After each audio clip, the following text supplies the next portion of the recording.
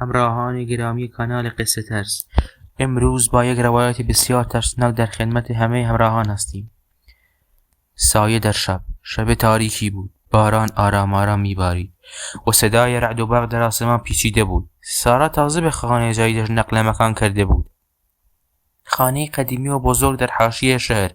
او همیشه عاشق خانه های قدیمی بود و باور داشت که این خانه ها تاریخ ها و قصه های زیادی برای گفتن دارند. اما او نمیدانست که این خانه قرار است قصه ترسناک برایش داشته باشد.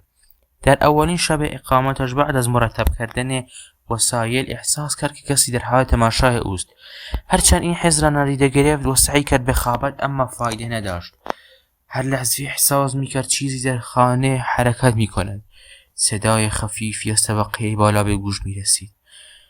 به تندتر زدن، اما خودش را قانع کرده بود که خانه قدیمی است و این صداها طبیعی است.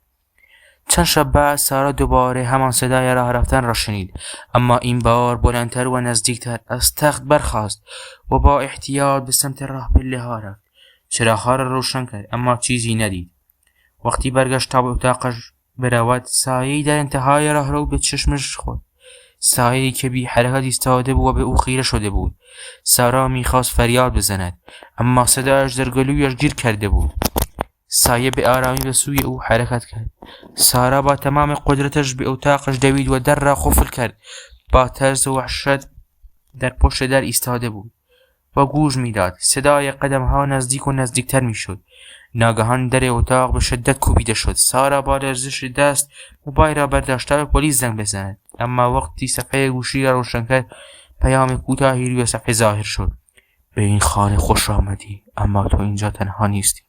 داستان اینجا تمام نمی شود. سارا جوق نفهمید آن شب چه اتفاقی افتاده است و آن سایه چه بود.